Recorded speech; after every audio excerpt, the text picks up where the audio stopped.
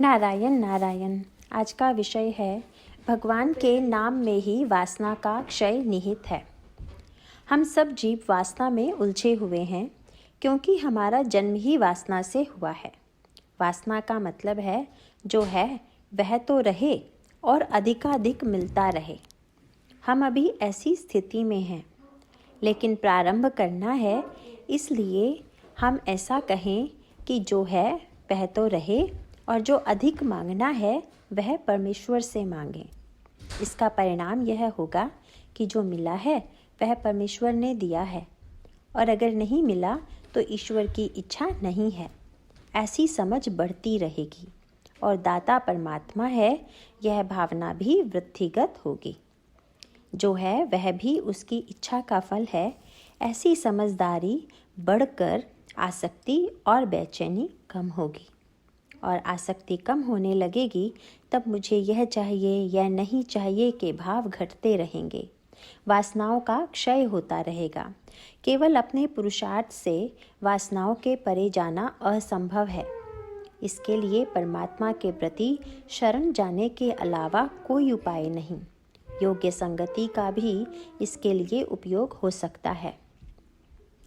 यदि किसी वैरागी की संगति में आएंगे तो कपड़ों का प्रेम, कपड़े पहनने का शौक कम होगा, किंतु किसी सेठ जी की संगति में आएंगे तो बनाव श्रृंगार की प्रवृत्ति होगी।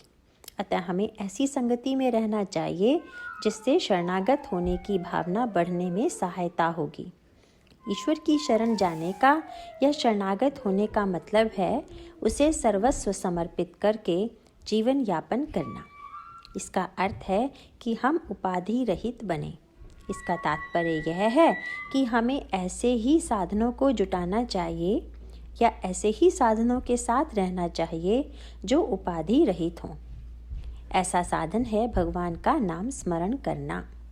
काल, वेला, परिस्थिति, ऊंच नीच भाव, स्त्री पुरुष, विद्वत्ता, अनाड़ीपन, अमीरी गरीबी, स्वास्थ्य अस्वास्थ्य आदि कोई बात नाम स्मरण में बाधा निर्माण नहीं कर सकती। नाम स्मरण के लिए कोई साधन या उपकरण भी अनिवार्य नहीं होता। वह तो हमें अपने हृदय में निरंतर रख सकते हैं। नाम स्मरण में वैरागी के कष्ट नहीं हैं। वह तो हम कहीं भी किसी भी साथ में कभी भी साथ में ले जा सकते हैं। इसके लिए हमें विषय की आसक्ति, विषय के साथ होने वाली एक रूपता छोड़नी चाहिए। भगवान मेरे साथ है, ऐसी श्रद्धा रखने पर वृत्ति विषय के साथ एकात्म नहीं हो पाती। हनुमान जी ने सीता जी को मुद्रिका दी। उसे देखने पर सीता जी को श्री रामचंद्र जी के स्वरूप का स्मरण हुआ। इसी प्रकार हमें भी नाम स्मरण करते समय ईश्वर का ही निरंतर स्मरण होना चाहिए।